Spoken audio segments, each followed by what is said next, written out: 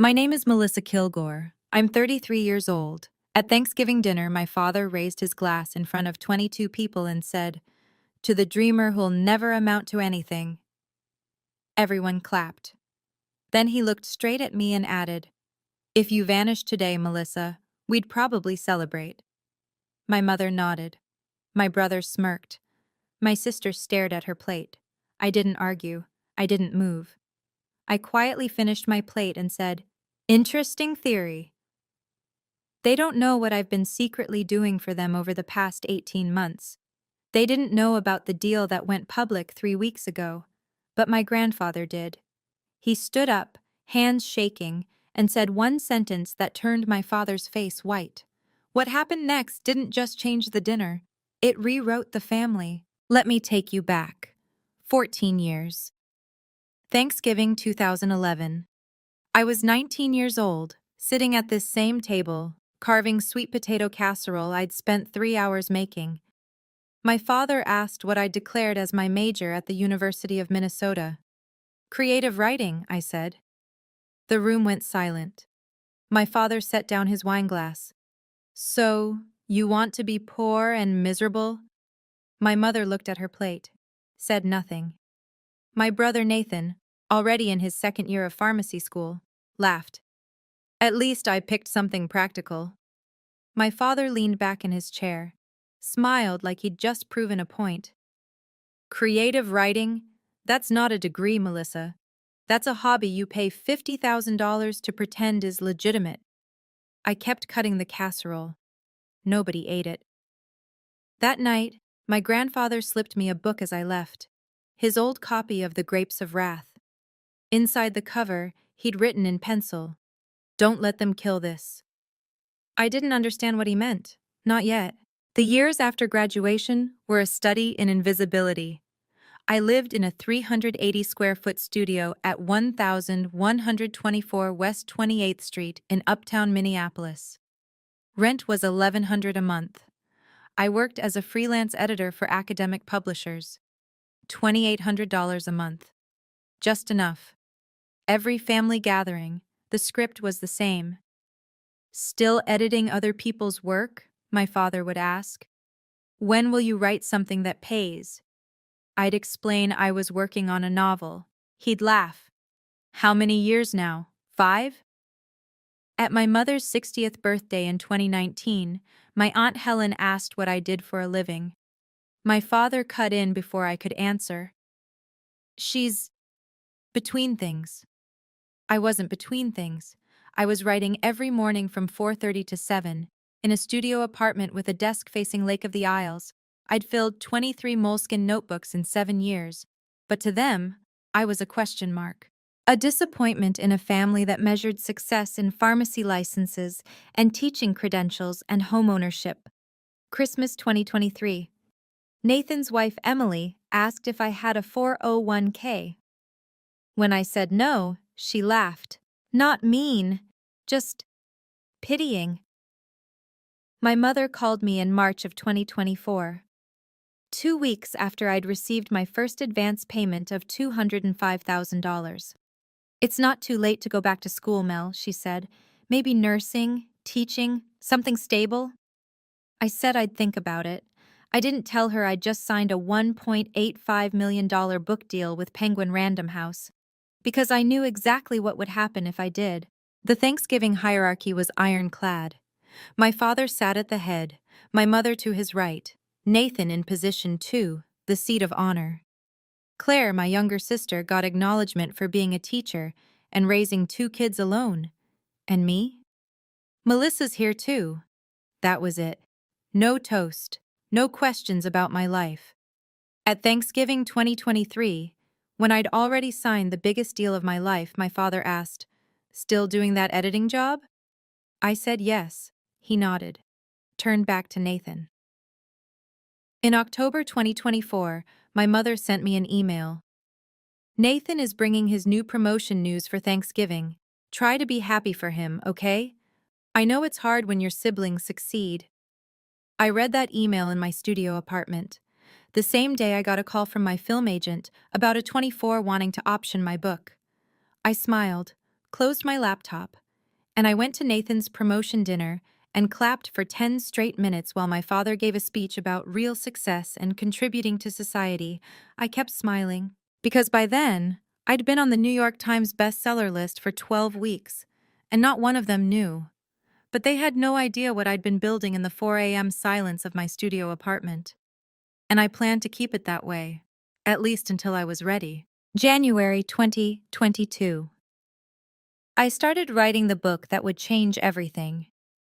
I called it The Weight of Winter. 89,000 words about generational trauma, about deferred dreams in a Midwest family that mistakes cruelty for honesty, about the cost of invisibility. I wrote it for my grandfather. He'd given me his old manuscript the year before, a short story collection from 1976 that sold 800 copies and won a regional award before my grandmother told him to get a real job. Every morning, 4:30 to 7, I wrote. By June 2023, I had a finished manuscript. I sent 47 query letters to literary agents. 46 said no. The 47th was Victoria Chen at WME. She replied 3 days later. Melissa, her email said. I stayed up until 3 a.m., reading The Weight of Winter. This is stunning. Can we talk tomorrow? We talked. She cried on the phone, said she wanted to send it to editors at the Big Five publishers. I said yes. I didn't tell my family I had an agent. August 2023. Victoria submitted my manuscript to 8 editors. Within 2 weeks, 5 of them made offers. February 14th, 2024. Valentine's Day. I was eating a Chipotle burrito bowl alone when Victoria texted me. Penguin just offered $1.85 million for 3 books. Call me now. I called. Is this real? I asked. As real as it gets, Victoria said. You're a fucking novelist, Melissa. The deal structure: $615,000 for book 1, $615 for book 2, $620 for book 3, paid in installments. I signed the contract at Caribou Coffee on Hennepin Avenue. 47 pages. I read every word. It took 6 hours. The first advance payment hit my account on February 28th, $205,000. After agent commission and taxes, I netted about $128,000, more money than I'd made in 3 years of freelancing. I cried in the Chipotle bathroom.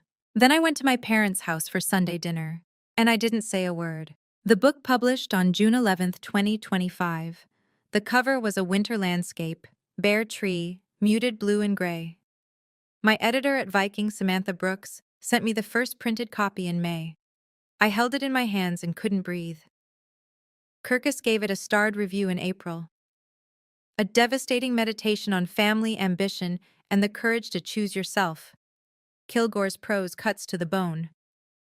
On June 18th, I debuted at number 15 on the New York Times bestseller list.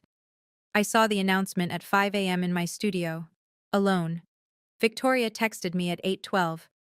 You're on the list, number 15. This is just the beginning. She was right. Every week, the book climbed. 15, 12, 8, 5. By October, I'd been at number 3 for 6 consecutive weeks. My family still thought I was editing academic papers for $2,800 a month. October 8th, 2025, 11 a.m. Reese Witherspoon posted on Instagram. October Book Club pick, The Weight of Winter by Melissa Kilgore, a story about family, sacrifice, and finding your voice. I sobbed. You will too. 2.4 million likes in 24 hours. Sales spiked by 600% overnight. My publisher rushed to print 50,000 additional copies. I got 6 emails from people I went to college with. OMG, is this you? I replied, yeah, haha. I didn't tell my family. 3 weeks before Thanksgiving, an old roommate called me. Melissa, I just saw Reese's post. When were you going to tell me you're a New York Times best-selling author? I don't know, I said. I guess I'm still processing it. That was a lie. I knew exactly why I hadn't told anyone. because the moment I did, it would stop being mine. September 18th, 2025. My film agent emailed, "A 24 wants the rights." 10 days later, they offered $620,000.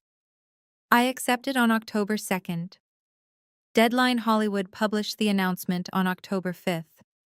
A 24 acquires The Weight of Winter, debut novel by Melissa Kilgore, lands prestige adaptation deal.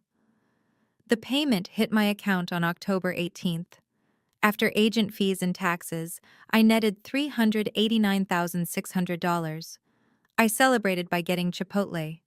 Again. Then I rewatched Lady Bird, and a 24 film.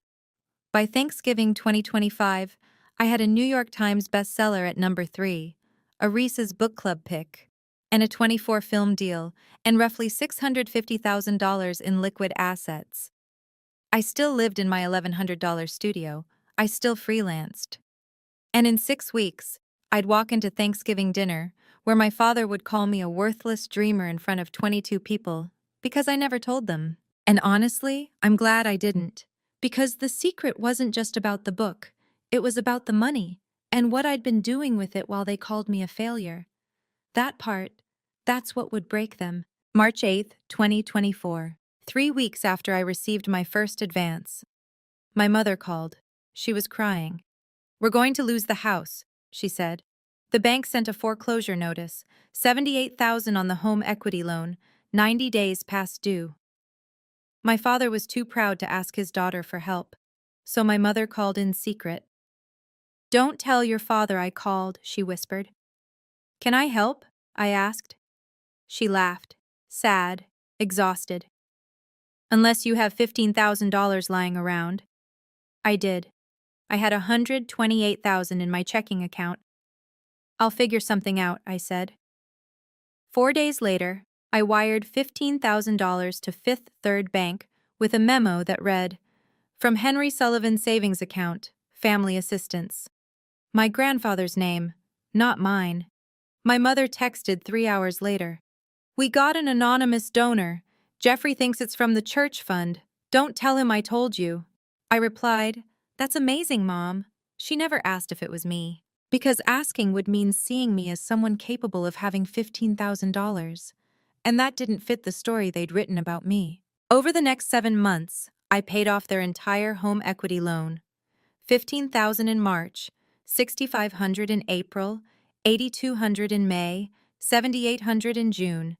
I created a fake Gmail account, stmarksfund@gmail.com, sent them official-looking letters about their church blessing. They believed it without question. On October 15th, 2024, the loan was fully paid, $78,000. Gone. My parents threw a small dinner party to celebrate. 12 people. I brought a $12 bottle of wine from Target. My father stood at the head of the table and raised his glass. "I'm a proud man," he said, "but I'm not too proud to accept help from good Christians. This church saved our home. That's real charity, not handouts to lazy people." I sat in the corner, said nothing. My grandfather pulled me aside in the kitchen. "That was you, wasn't it?" he whispered. I didn't answer. He hugged me, hard. "You're better than all of them," he said. That's when I started crying. July 2024, 11 p.m. Nathan texted me. "Hey, can we talk?" He called 5 minutes later, voice shaking. "I'm embarrassed to ask Dad," he said. "But I still have $43,000 in student loans from pharmacy school, 6.8% interest. It's killing me. Can you lend me like 5,000? I didn't hesitate. "What if I just paid it off?" I said. Silence. "What?" "All of it," I said. 43,000. Consider it a gift." Nathan cried. "Melissa, I can't. I'll pay you back. I swear." "Just be kind, Nathan," I said. "That's all I ask." On July 18th, I wired $43,000 directly to Navient, his loan servicer. Nathan left me an 8-minute voicemail, sobbing, thanking me, saying I'd changed his life. 4 months later, at Thanksgiving, he would smirk while my father told me I was worthless. He never mentioned the 43,000. Not once. My sister Claire was different. She always said thank you. May 2024. Her car was totaled in an accident. Insurance covered 3,000. The body shop quoted 8,500. I paid it without asking. September 2024. Her 4-year-old son needed minor surgery. Out-of-pocket cost, $12,000. I covered it. February 2025. Her furnace died in the middle of a Minnesota winter. Replacement cost, 8,500. I transferred the money the same day. Total for Claire, $29,000. She thanked me every time, but she never asked where a freelance editor making $2,800 a month got that kind of money, because asking would mean acknowledging I might be more than they thought. An acknowledgement requires seeing someone. Claire was the only one who ever said thank you, but even she never asked. October 12th, 2025, 11:08 p.m. Nathan sent a Venmo request. 3,200, mortgage, will explain soon, I promise. I approved it at 10:01. I texted him. You okay? Yeah, just weird timing with work stuff, thank you. October 28th. Another request. $1,800. November 15th. 2,500. $7,500 in 5 weeks. I sent it all. I didn't ask questions, and Nathan didn't explain. 12 days before Thanksgiving, I sent him the last $2,500. 12 days before he'd laugh while my father called me worthless. I'd given them $157,500 in 20 months. I kept their house. I cleared Nathan's debt. I fixed Claire's life 3 times over. And not one of them knew. Because they never asked. Asking would mean seeing me as someone with value, and they couldn't afford to do that. Because then they'd have to admit they were wrong. Even as they called me worthless, I kept their lights on. And they never asked where the money came from, because asking would mean seeing me. Let me tell you about my brother, Nathan Kilgore, 35 years old, pharmacist, golden child. At Thanksgiving 2018, my father gave a 10-minute speech about Nathan's PharmD graduation. Standing ovation. Christmas 2019. Nathan's making $88,000 a year, my father announced to the entire extended family. Easter 2022. Nathan bought a townhouse in Edina. 3 bedrooms, 2.5 baths, granite countertops, $385,000. My father showed photos to everyone at the party. This is the American dream, folks, he said, looking at me, not chasing some fantasy. I was at that housewarming party. I brought a $14 bottle of wine. No one talked to me for more than 5 minutes. What my father didn't mention, Nathan's down payment included $40,000 from their retirement savings. And Nathan's stable career? It was already cracking. September 12th, 2025, 2:30 p.m. Nathan was working at Walgreens in Edina. A 71-year-old diabetic patient came to pick up his prescription for metformin. Prescribed dose, 500 milligrams twice daily. Nathan dispensed 1,000 milligrams twice daily. Double the dose. The patient went into severe hypoglycemia the next day. He was hospitalized for 4 days at Fairview Southdale. Stable. No permanent damage. But the family filed a complaint. September 15th, Nathan was terminated. The Minnesota Board of Pharmacy suspended his license pending investigation. Nathan went home that night and told his wife Emily the truth. Then he made her swear not to tell anyone, especially not his father. The next day, Nathan called my parents. Good news, he said, voice bright, practiced. I got offered a consulting position with a pharmacy benefits manager. Fully remote, better hours, similar pay. My father was thrilled. That's wonderful! Remote work is the future! My mother cried happy tears. Nathan hung up and sat in his car in the driveway for 20 minutes. Then he opened Indeed and started applying for jobs. Over the next 2 months, he applied to 14 pharmacy positions. 8 rejected him outright. Background checks showed his suspended license. Two gave him interviews, both passed, zero offers. Every weekday from 8 a.m. to 5 p.m., Nathan drove to the Starbucks at Galleria Edina. He bought $12 worth of coffee, sat at a corner table, applied for jobs, attended virtual interviews that led nowhere. At 5:15, he drove home. Every Sunday, he attended family dinner at my parents' house, smiled, talked about his consulting projects with scripts he'd rehearsed with Emily. My father beamed with pride. Nathan's ahead of the curve. Nathan's savings when he was fired, $18,000. His monthly burn rate with mortgage and expenses, $6,500. Timeline before he'd be broke, mid-December. So Nathan came to me, the sister my father called worthless, the one who'd never amount to anything. He asked for $3,200, then $1,800, then $2,500, and I gave it to him, every time. No questions asked. November 26th, the day before Thanksgiving. Nathan got his 14th rejection email.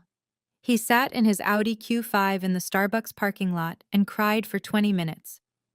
Then he drove to our parents' house to help prep for tomorrow's dinner, where my father would toast to the family's success story. But I knew the truth he was hiding. I knew about the termination letter, the suspended license, the 14 rejections, the $7,500 he'd borrowed from me in 6 weeks. And I knew that in 12 days, when everything came out, Nathan's golden throne would shatter. I just didn't know I'd be the one holding the hammer. November 27th, 2025, Thanksgiving. 22 people were gathering at my parents' house on Nicollet Avenue, the same house I'd saved from foreclosure. I knew the guest list by heart. My parents, Nathan and Emily, Claire and her 2 kids, Sophie, 7, and Ethan, 4. My grandparents Henry and Margaret, Uncle Tom and Aunt Rachel with their 2 teenage sons, Aunt Helen and her college-aged daughter, Aunt Diane and Uncle Paul with their high school son, and me, alone. Seating arrangements were planned in advance. I saw the chart on my mother's kitchen counter when I arrived. I was position 19, out of 22, between a 4-year-old and a stranger. Nathan was position 2, right hand of the king. That's when I knew my father had something planned. I arrived at 2:15, 15 minutes late on purpose. The house was already full. 18 people, chaos, kids running, football game on TV, Vikings versus Bears. I walked in carrying a glass Pyrex dish, sweet potato casserole, my grandfather's recipe from 1982, handwritten on a yellowed index card. My father looked up from arranging wine glasses. "Oh, Melissa, you made it," he said, not looking at me. "Put that dish anywhere." I set it on the counter. Nobody asked what it was. Nathan was in the living room. He saw me. "Hey, Mel." No eye contact. Claire hugged me tight, whispered, "Thank you for everything." I hugged her back. My grandfather found me near the pantry. He gripped my hand. His fingers were shaking. "We need to talk later," he said. "About what?" "You'll see." He squeezed my hand twice. Our signal. "I'm proud." Then he walked away. I stood there holding a casserole dish no one would eat, in a house full of people who didn't see me. And for the first time in 3 years, I wondered, what if I just told them? 2:45 to 3:30. Controlled chaos. Kids chased each other with Nerf guns. Sophie was crying because Ethan stole her toy. The Vikings were up 17 to 14 in the 3rd quarter.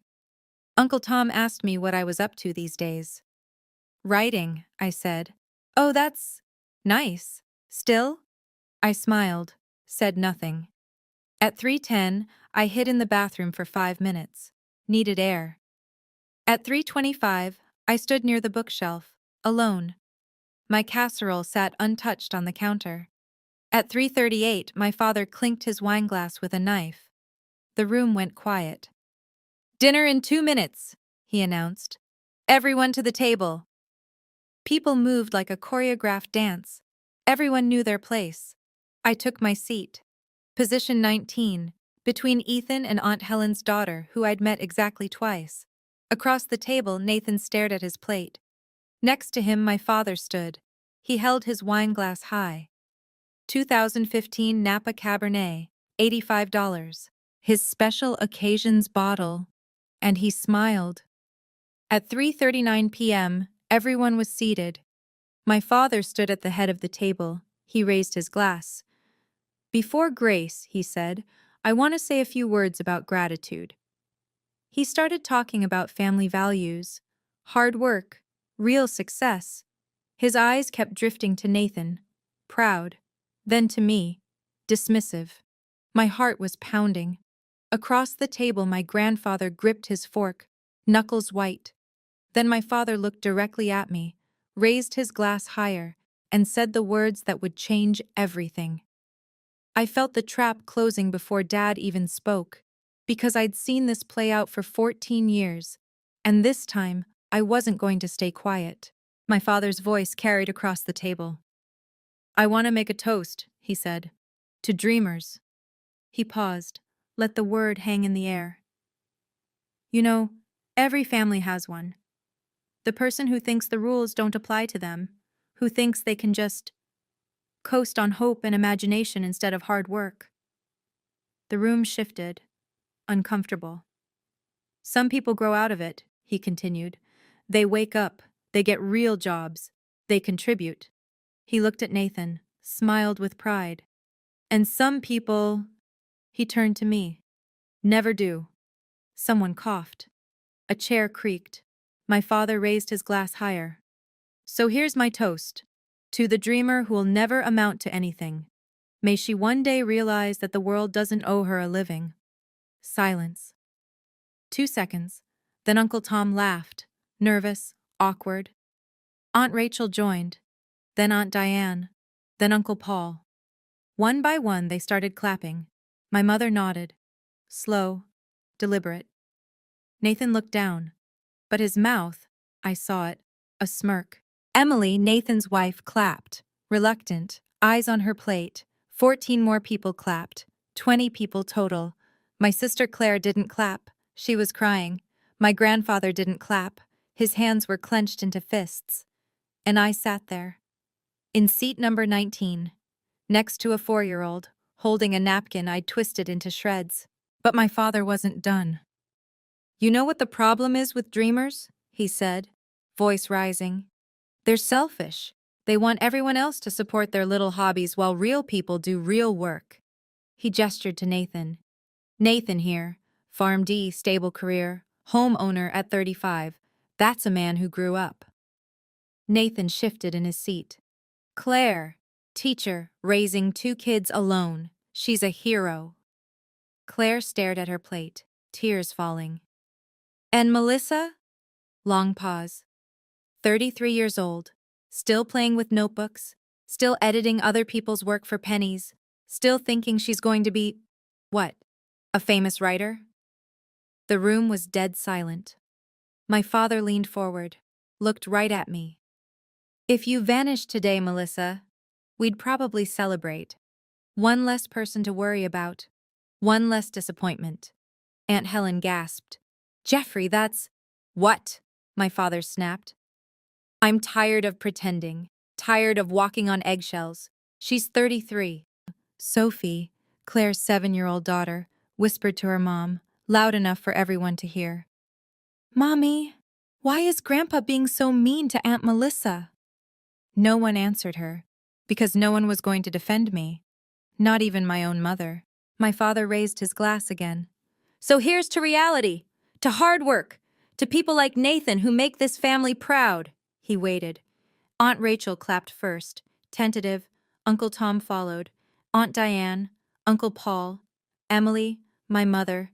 20 people clapping, cheering, for a toast that told me the world would be better if I disappeared. The applause lasted 8 seconds, then it faded. My father sat down, satisfied. My mother smiled at him. Nathan picked up his fork, and that's when I stood up. The chair scraped against the hardwood floor. Every head turned. My father looked up, smirked. Oh, are you leaving? Proving my point? I looked at him. My voice was calm, cold. No, Dad, I said. I'm staying, but I have something to say. He laughed. Oh, this should be good. Let me guess. Another dream you're chasing? I smiled. Actually, yes. His smirk widened. And how's that working out for you? I held his gaze. Better than you could possibly imagine. The room shifted. Something in my tone. Something different.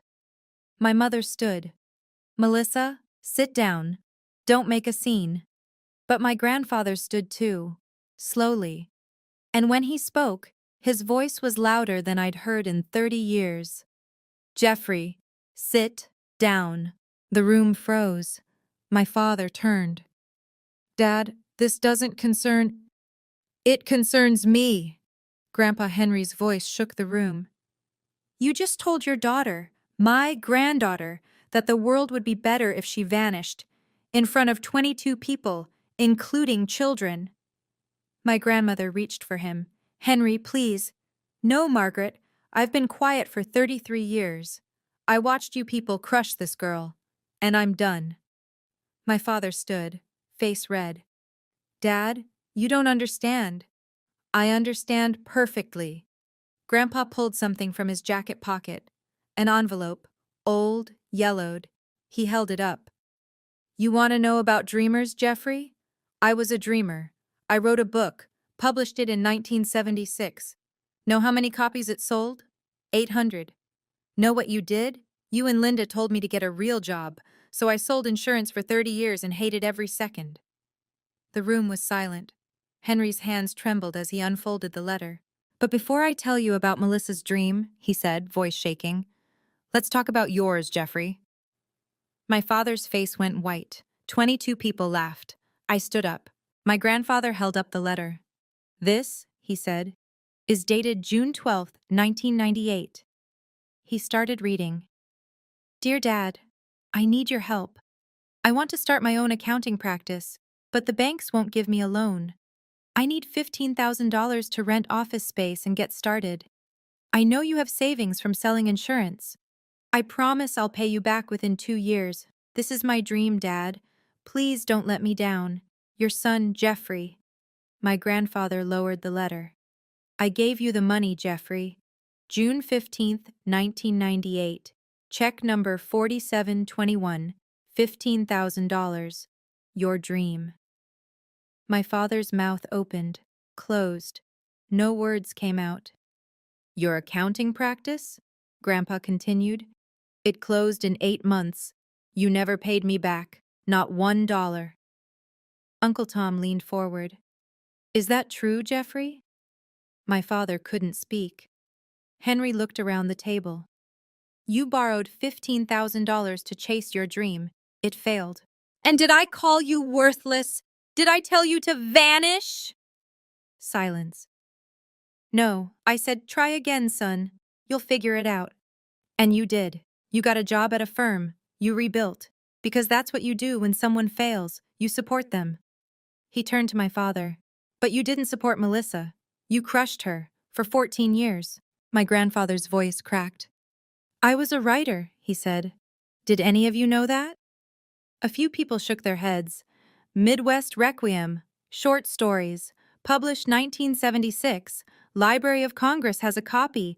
Won a small regional award. I was proud. My grandmother spoke up, defensive. Henry, that didn't pay the bills. Because you told me it was foolish.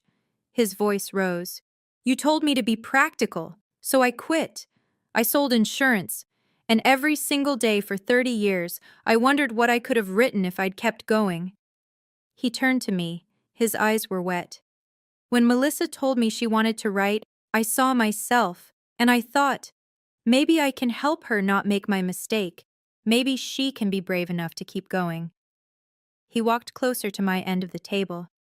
You sent me your manuscript in 2023, he said. The Weight of Winter. I read it in one night.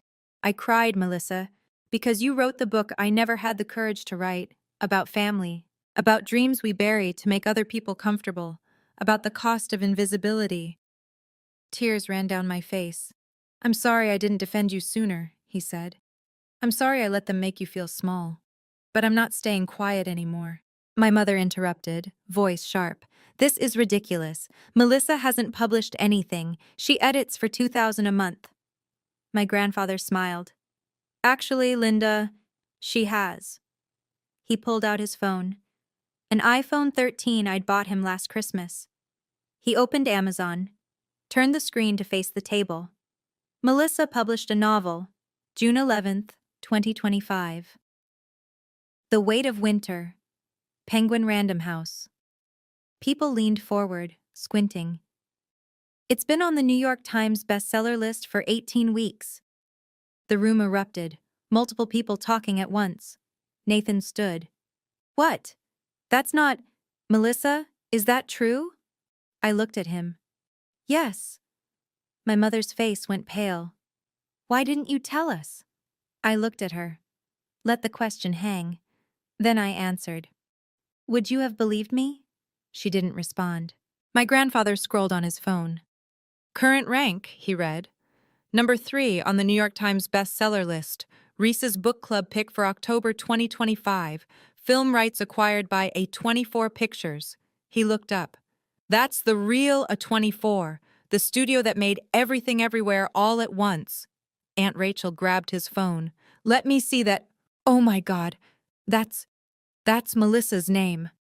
Uncle Tom stood, walked around the table, looked at the screen. How much money? My father finally spoke, voice tight. This is fake. She probably made a website or… I reached into my purse, pulled out my phone, unlocked it. Want to see the contract, Dad? I opened my email app, scrolled, found the message from Samantha Brooks, my editor at Penguin Random House. Subject line, offer, The Weight of Winter. 3-book deal. Date, February 14th, 2024. 2:51 p.m. I passed my phone to Claire. She read it. Her hands started shaking. Mel, is this is real? Nathan walked over, looked over Claire's shoulder, his face drained of color. Wait, 1.85 million? I looked at him. Yes, Nathan, 1.85 million. Before agent fees and taxes, I netted about 400,000 from the advance so far. Nathan stared at me. So when I asked you for money in October, you… I had it, I said. I've always had it. My father's face went from white to red. If you had money, why didn't you help your family? My grandfather laughed. Actually laughed. Oh, Jeffrey, you want to talk about Melissa helping the family? Let's talk about that. He turned to my parents. March 2024, you were 3 months behind on your home equity loan. Foreclosure notice. Who do you think paid that off? My mother blinked. The church fund. There was no church fund.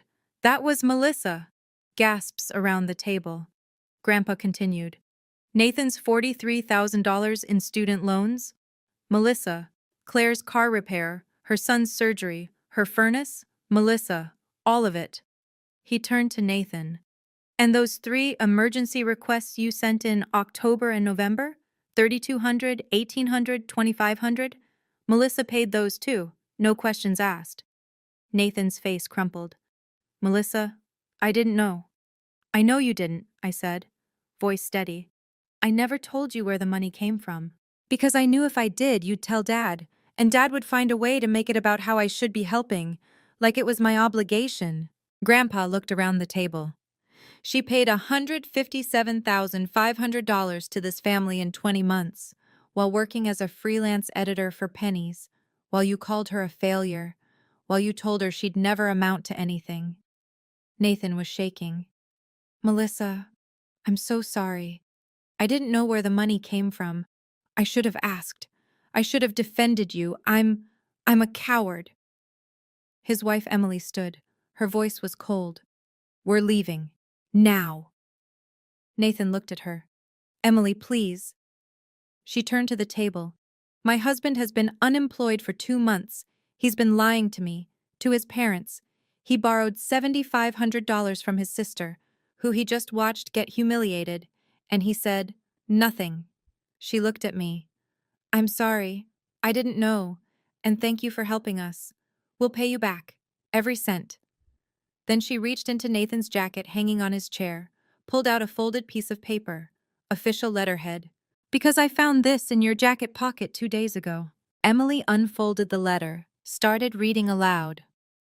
Due to the serious nature of the dispensing error on September 12, 2025, and subsequent patient harm requiring hospitalization, your employment with Walgreens is terminated effective immediately. Your pharmacy license has been reported to the Minnesota Board of Pharmacy for investigation. She looked at Nathan. You've been lying to me for 2 months, lying to your parents, pretending to go to work. Where have you been, Nathan? Nathan's voice broke. Starbucks, the one at Galleria, every day, 8 to 5, applying for jobs. I've been rejected 14 times. My license is suspended. My father stood, face purple with rage. Nathan, you lost your license? Nathan nodded, tears streaming down his face. And you had Melissa, your failure sister, pay your bills? That's when Grandpa stood again. No, Jeffrey, Melissa isn't the failure here. He pulled out a letter from 1998. And Jeffrey Kilgore, the man who just called his daughter worthless, looked like he might faint. I set my phone on the table. Everyone was staring at me now. The woman they'd called a dreamer, a failure, worthless. I had one more thing to show them. I opened the New York Times app. This is the New York Times bestseller list, I said. Voice calm, precise. Updated every Wednesday. This is from November 20th, 1 week ago. I scrolled to the literary fiction category. Row 3, The Weight of Winter, by Melissa Kilgore. 18 weeks on the list. I passed the phone to Uncle Tom. He stared at it. Melissa, this is real. I can see the official New York Times logo. I also have the physical plaque they sent, I said. It's in my car. Bronze, has my name engraved. I can get it if you want. Aunt Helen took the phone, started reading. Number 1 is The Woman in Me by Britney Spears. Number 2 is James Patterson. Number 3 is you, Melissa.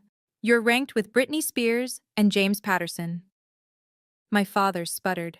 Anyone can fake a screenshot. I pulled up Amazon on my phone. Here's Amazon. Number 112 overall. Number 3 in literary fiction. 8,200 ratings. Want me to read you some reviews, Dad? I scrolled. Here's one. This book destroyed me. Kilgore is the voice of a generation. I kept scrolling. Here's another. I sobbed for an hour after finishing this. Everyone needs to read it. I looked up. 4.6 stars out of 5. 8,200 reviews. Nathan had pulled out his own phone. He was Googling something. His face went gray. I Googled you, Mel. Reese Witherspoon posted about your book 3 weeks ago. He showed his phone to the table. Reese's Instagram. 2.4 million likes. She said, this book wrecked me. She has 30 million followers. Claire grabbed Nathan's phone. Oh my God, there are TikToks. So many TikToks. Hashtag The Weight of Winter has 47 million views. I nodded. Reese announced it October 8th. Sales went up 600% overnight. My publisher had to print 50,000 additional copies. Aunt Rachel gasped. Melissa, you're famous. I shook my head.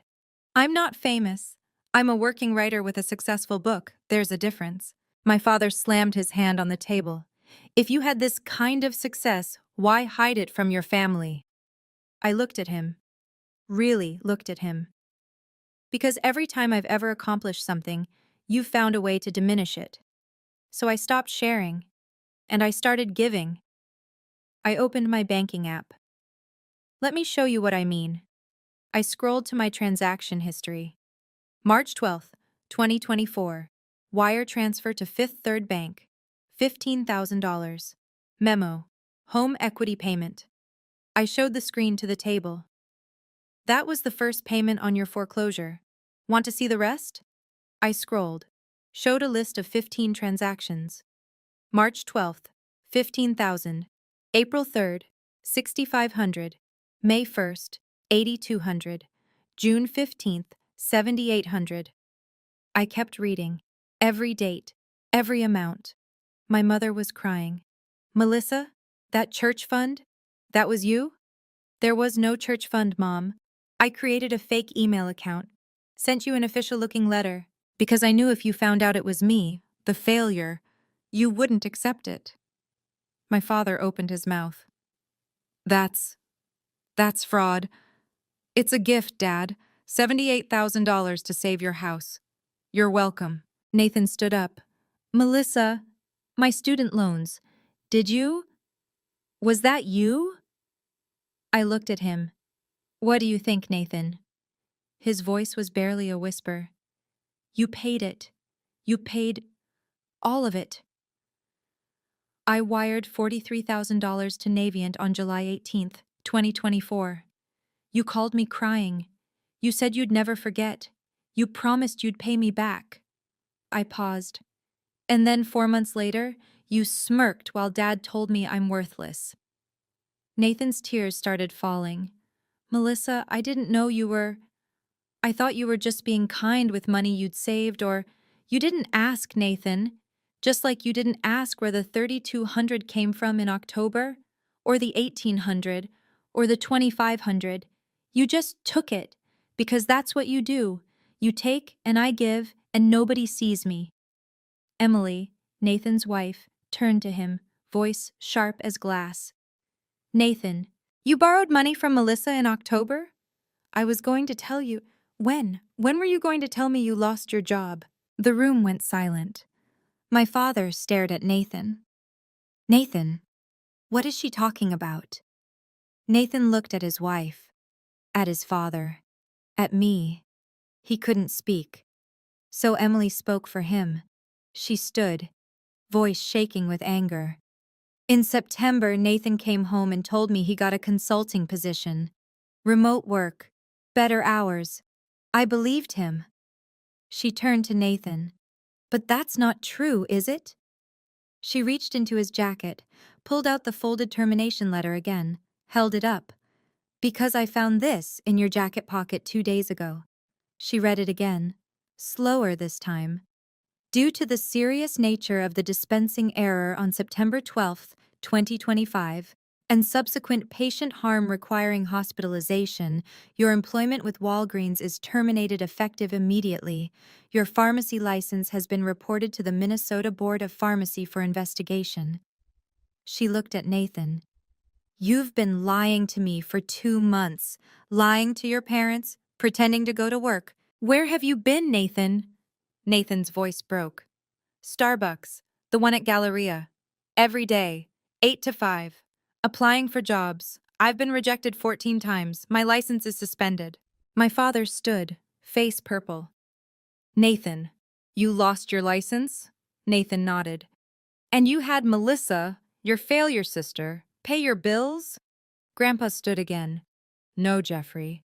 Melissa isn't the failure here. I pulled up Safari on my phone, navigated to Deadline Hollywood. There's one more thing, I said.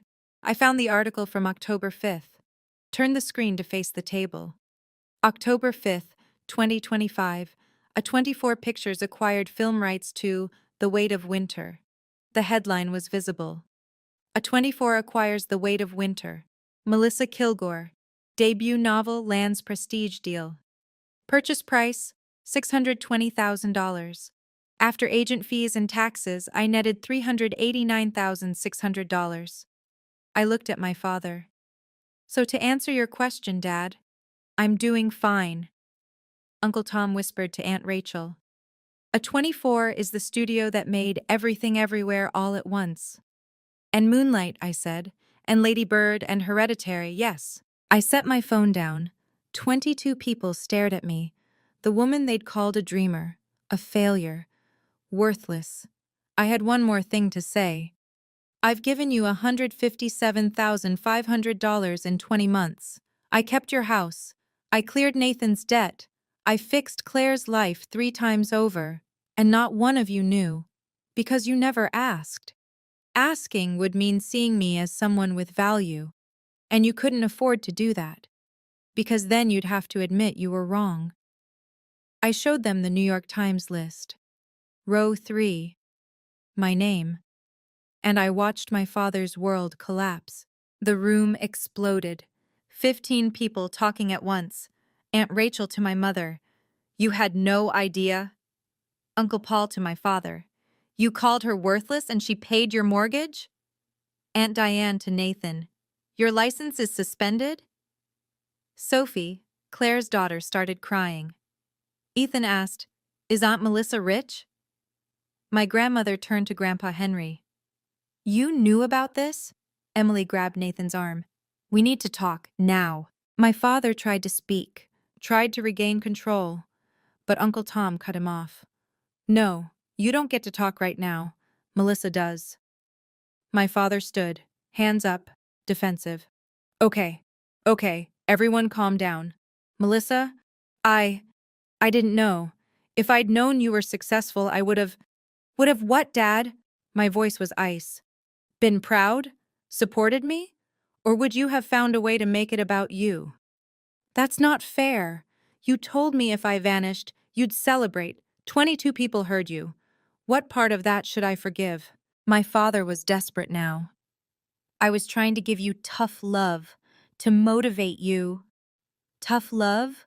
I cut him off. Dad, you didn't tell me to work harder. You told me I was worthless. You said the world would be better without me. That's not motivation, that's cruelty. My mother stood, crying. Melissa, your father didn't mean it like that. I turned to her. Mom, you clapped.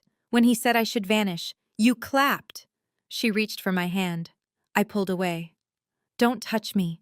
You've been embarrassed by me for 33 years. Now I'm embarrassed by you. Nathan was sobbing. Full breakdown. Couldn't breathe. Mel, I'm so sorry. I didn't know where the money came from. I should have asked. I should have defended you. I'm a coward. Emily grabbed her coat. We're leaving. Now. Emily, please. She turned to me. I'm sorry. I didn't know. And thank you for helping us. We'll pay you back. Every cent. She grabbed Nathan's arm, pulled him toward the door.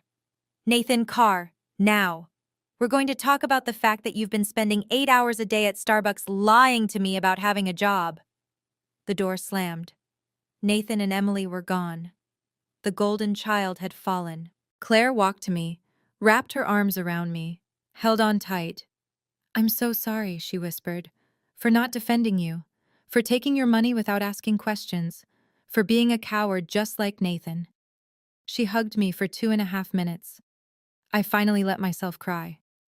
Uncle Tom approached, hands in pockets. Melissa, I apologize. I clapped, I was wrong. What your dad said was cruel, and I should have said something. Aunt Helen touched my shoulder. I'm proud of you, sweetheart. Always have been. My grandfather gripped my shoulders, looked me in the eyes. You are magnificent. 4 people apologized. 18 didn't. My father stood at the head of the table, silent. My mother sat in her chair, crying. The turkey sat on the counter, uncarved, cold. Nobody moved to eat. Nathan's wife found the termination letter in his jacket, and the golden child's throne didn't just crack. It shattered into dust. I walked to the head of the table, where my father had been standing. I looked at all 20 people still in the room. I'm going to say this once, I said. I love you all, but I will not be disrespected anymore. Here are my boundaries. I counted on my fingers. 1. No more jokes about my career. No more dismissive comments. If you can't be proud of me, be quiet. 2. No more financial requests. I've given $157,500. That account is closed. If you need money, ask a bank. 3. If you want a relationship with me, you apologize, sincerely. Not, I'm sorry you felt hurt. A real apology. My father sputtered. You can't just, I can, and I am. This is my boundary. You can respect it, or you cannot have me in your life. Your choice.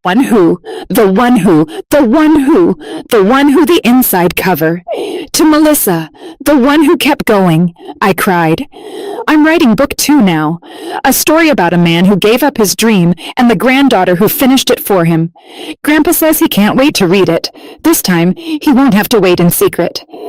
Grandpa and I had coffee. Just us.